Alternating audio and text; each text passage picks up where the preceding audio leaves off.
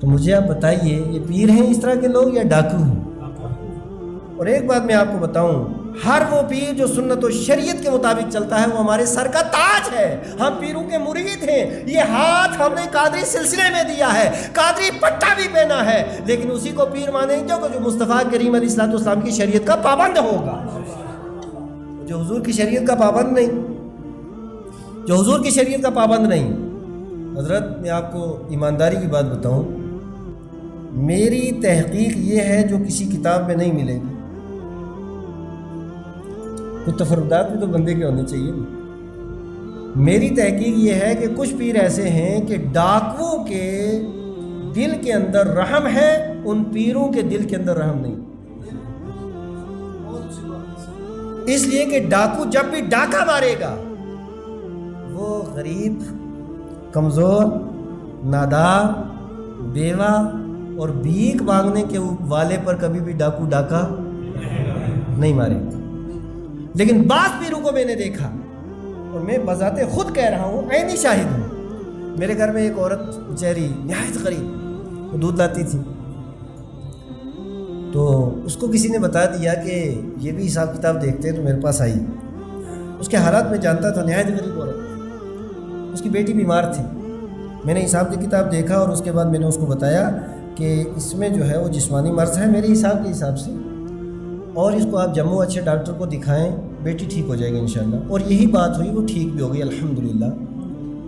اور اس عورت اس سے 50 روپیہ نکالا، کیونکہ جناب کتاب دیکھی نہیں جاتی جب تک پیسے نہ دیے جائیں۔ یہ قوم قابو بھی پیروں نے کیا ہے، مولویوں سے قابو نہیں آئی۔ وہ 50 روپیہ دینے لگی تو میں اس کی حالت دے دی، یعنی دودھ بیچ کر کے جو عورت گھر کا نظام چلاتی ہو، تو ایمانداری سے بتائیے جس کے سینے کے اندر دل ہے، ایسے آدمی سے 10 روپے لینے کا دل چاہتا ہے؟ میں نے کہا نہیں کتاب دیکھی، میں نے کہا کوئی مسئلہ نہیں، بغیر پیسوں کی کتاب، میں نے نہیں لیا پیسہ الحمدللہ، واپس کیا۔ پھر اس عورت نے بتایا پیر صاحب مجھ سے 10 ہزار روپے کے 2 بکرے لے چکے ہیں۔ اب میں کیا کہوں ایسے پیر؟ ایسے پیر سے ڈاکو بہتر ہے یا نہیں؟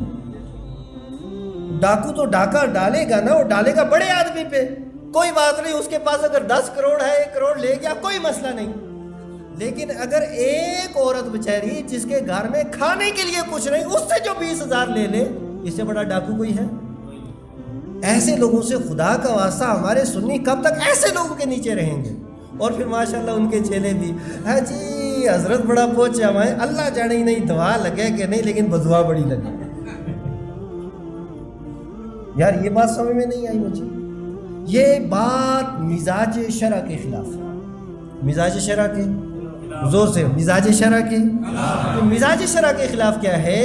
حدیث شریف میں ہے کہ جو بندہ نیکی کا ارادہ کرتا ہے، نیت کرتے ہی اللہ تعالیٰ نیکی کرنے کا ثواب عطا فرما دیتا ہے، اور اگر گناہ کا ارادہ کرے تو جب تک گناہ کر نہیں لیتا تو اللہ تبارک و تعالیٰ گرفت نہیں فرماتا۔ اس کا مطلب کیا؟ اللہ بندوں کے اوپر مہربان، اللہ اپنے بندوں کے اوپر کیا ہے؟ یہ کیا جی، خدا تعالیٰ کا سارا کنٹرول پیر کے ہاتھ میں آ گیا کہ جب چاہے جس کو تباہ و برباد کر دے۔ یہ توحید کے خلاف ہے، یہ عقیدہ و نظریہ اور یہ طریقہ، اس کے جماعت اہل سنت اور عقیدہ اہل سنت اور مسلک اہل سنت ان چیزوں کی اجازت نہیں۔